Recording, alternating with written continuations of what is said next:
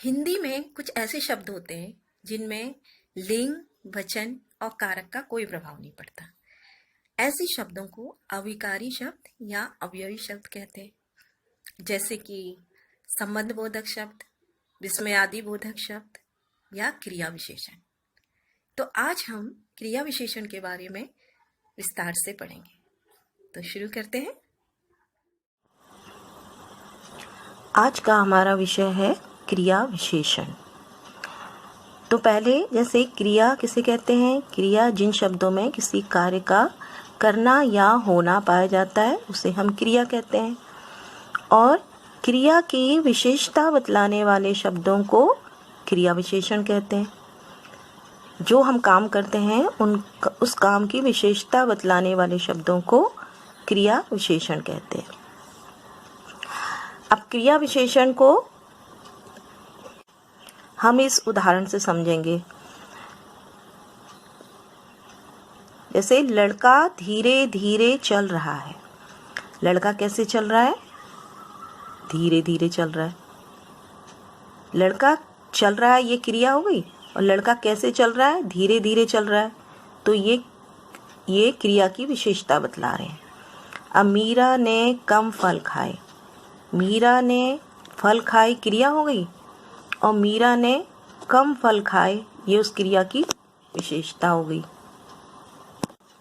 इसलिए क्रिया की विशेषता बतलाने वाले शब्दों को हम क्रिया विशेषण कहते हैं।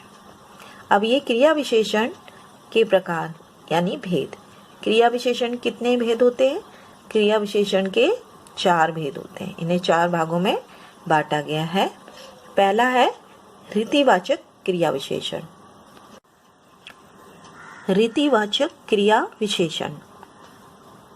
अब रीतिवाचक क्रिया विशेषण वो होते हैं जिनसे किसी क्रिया के होने के ढंग का पता चलता है, यानी क्रिया किस तरह से हो रही है उसके ढंग का या रीति का पता चलता है, उसे हम रीतिवाचक क्रिया विशेषण कहते हैं। कि क्रिया किस तरह से की गई थी, तो उसे हम रीतिवाचक क्रिया विशेषण कहते हैं। अब इसको इस तरह से उदाहरण से हम समझते हैं। जैसे दिनेश अचानक आ गया। दिनेश कैसे आ गया? दिनेश अचानक आ गया। इसी तरह से लड़का जल्दी जल्दी खाता है। लड़का कैसे खाता है? जल्दी जल्दी खाता है। मीना ध्यानपूर्वक पढ़ती है। मीना कैसे पढ़ती है? ध्यानपूर्वक पढ़ती है। अजय तेज दौड़ता है। अजय कैसे दौड़ता है? अजय तेज दौड़ता है। तो ये जो ये क्रिया कर रहे हैं, इन क्रिया के करने के ढंग का पता चलता है, तो हम इसे रीतिवाचक क्रिया, जैसे अचानक, जल्दी जल्दी, ध्यानपूर्वक, तेज, तो ये जो क्रिया हुई है उनके ढंग का पता चल रहा है, यानी उनकी रीति का पता चल गया। जैसे दिनेश आ गया, ये क्रिया हो गई। अब कैसे आ गया? अचानक आ गया, तो ये अचानक रीतिवाचक हो गया। इसी तरह से लड़का खाता है, ये क्रिया हो गई। और लड़का कैसे खाता है? जल्दी जल्दी खाता है। उसके खाने का ढंग है कि वो जल्दी जल्दी खा रहा है। ऐसे मीना ध्यान पढ़ती है, क्रिया है। कैसे पढ़ती है? ध्यानपूर्वक पढ़ती है। और अजय दौड़ता है, ये क्रिया हो गई। कैसे दौड़ता है? तेज। तो ये उसकी कार्य करने का ढंग हो गया। तो इसे हम बोलते हैं रीतिवाचक क्रिया विशेषण। अब रीतिवाचक क्रिया विशेषण को पहचानने का एक तरीका ये है कि हम इसमें कैसे प्रश्न लगा देते हैं। जैसे कोई भी प्रश्न उसके आगे हम कैसे लगा देंगे। जैसे दिनेश आ गया, अचानक आ गया, तो यहाँ पर दिनेश कैसे आ गया? अचानक आ गया। लड़का जल्दी जल्दी खाता है। लड़का कैसे खाता है? जल्दी जल्दी खाता है। मीना ध्यानपूर्वक पढ़ती है। मीना कैसे पढ़ती है? ध्यानपूर्वक पढ़ती है। अजय तेज दौड़ता है। अजय कैसे दौड़ता है? तेज दौड़ता है। तो रीतिवाचक क्रिया को जब हम पहचानने के लिए हमें आएगा, तो हम उसमें कैसे प्रश्न लगा देंगे, और जो उसका उत्तर होगा तो वो रीतिवाचक क्रिया विशेषण कहलाएगा।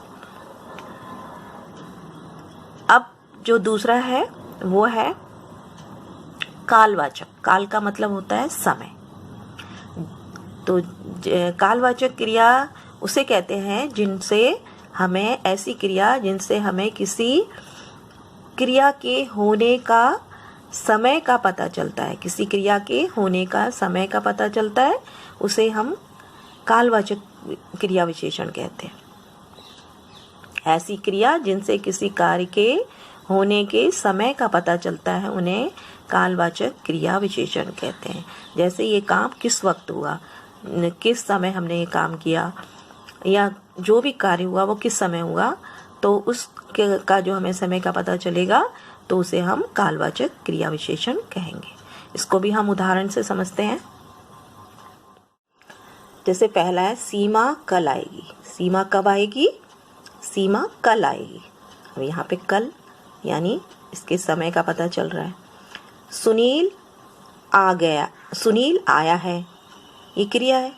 सुनील अभी आया है, कब आया है? अभी आया है। राजू अपने मित्र के घर परसों जाएगा, कब जाएगा? परसों जाएगा। हम गर्मियों में शिमला जाएंगे, कब जाएंगे हम शिमला? गर्मियों में जाएंगे।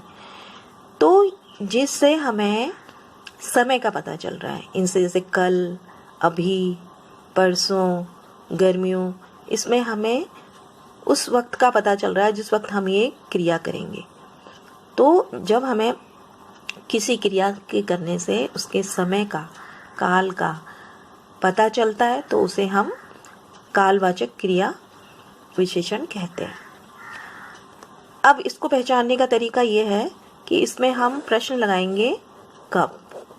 कब प्रश्न लगाइए, कुछ भी वाक्य होगा उसके आगे कब लगाइए और उसका जो उत्तर आएगा वो कालवाचक क्रिया विशेषण कहलाएगा।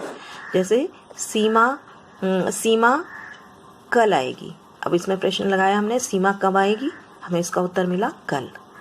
सुनील कब आया? हमें इसका उत्तर मिला अभी।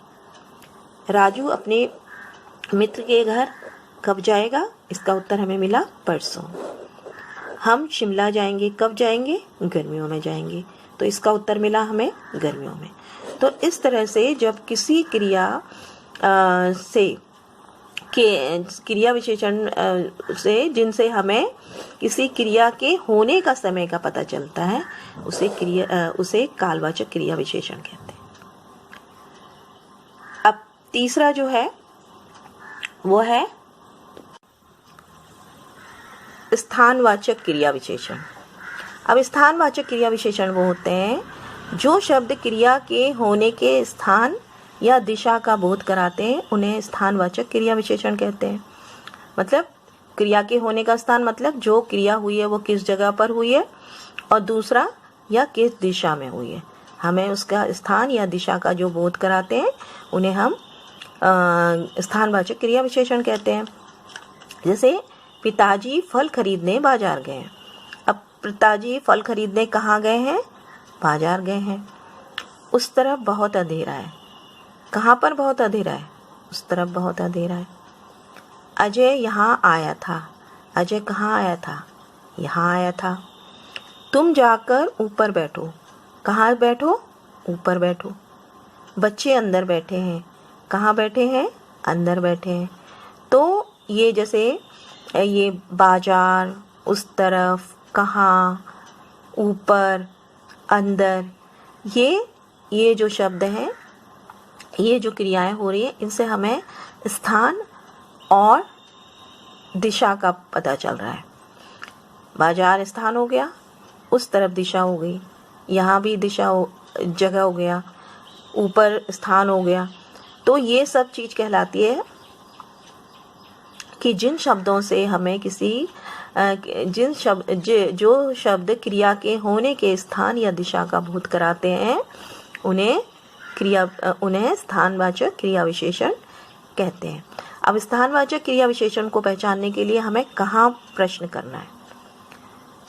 इसको पहचानने का एक तरीका ये है कि कहाँ प्रश्न करेंगे और उससे जो उत्तर आएगा उससे पता चलेगा वो स्थानवाचक क्रिया विशेषण है।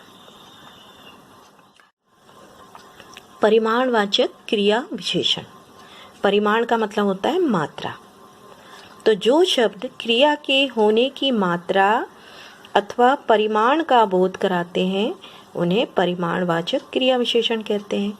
यानी जिससे हमें पता चलता है कि जो ये क्रिया हो रही है ये कितनी मात्रा में हो रही है, कितनी हो रही है, जिससे हमें उसकी मात्रा का पता चल रहा है, उसे हम परिमाणवाचक क्रिया विशेषण कहते हैं। इसको हम इस तरह से उदाहरण से समझेंगे। जैसे पलक बहुत उदास है। पलक कितनी उदास है? बहुत। अब उसकी उदास होने की मात्रा दर्शा रहा है कि वो बहुत उदास है। राम कम खाता है, तो राम के खाने की मात्रा कितनी है? कम है, तो यहाँ पर ये कम है। इसी तरह से हितेश के पास बहुत धन है। हितेश के पास कितनी मात्रा में धन है? बहुत मात्रा में धन है, तो ये उसकी मात्रा बता रहा है।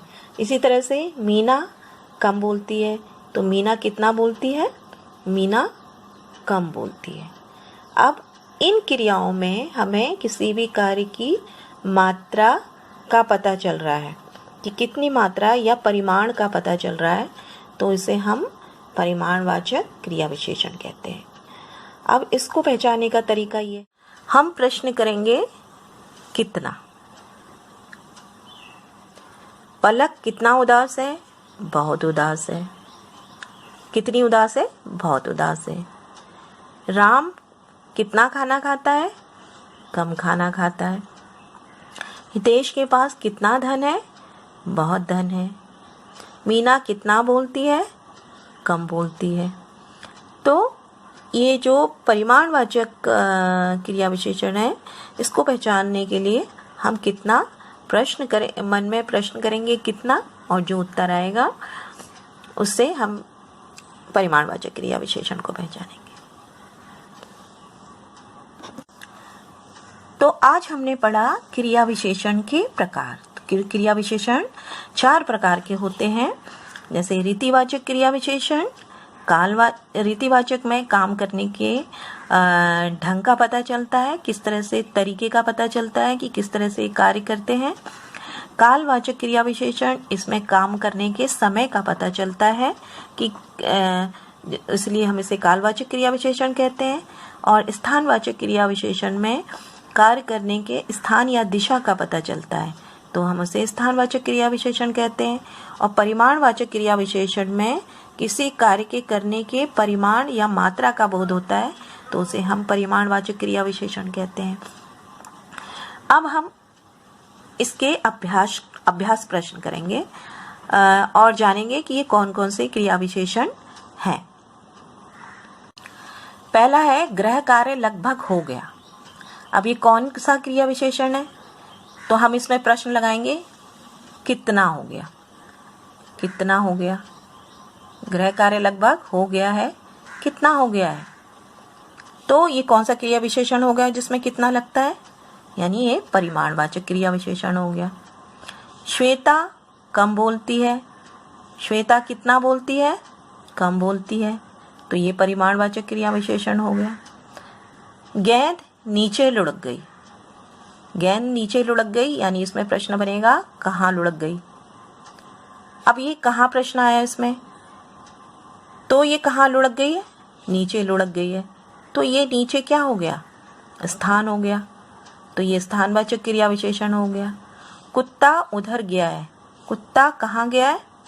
उधर गया है, तो ये स्थानवाचक क्रिया विशेषण हो गया। कविता फिर आएगी। अब यहाँ पे हम प्रश्न लिखेंगे कब आएगी। कविता कब आएगी? फिर आएगी, यानी ये कब प्रश्न आने से क्या हो जाता है? कालवाचक क्रिया विशेषण हो गया। सीता कल दिल्ली आएगी। सीता कब दिल्ली आएगी? कल दिल्ली आएगी, तो ये क्या हो गया? कालवाचक क्रिया विशेषण हो गया। लता सुरीला गाती है, तो लता कैसे गाती है? ये कैसा गाती है? कैसा गाती है? सुरीला गाती है। अब कैसा हो गया, माने उसके कार्य करने का ढंग का पता चल रहा है, तो ये रीतिवाचक क्रिया विशेषण होगी। अजय ध्यान से पढ़ता है।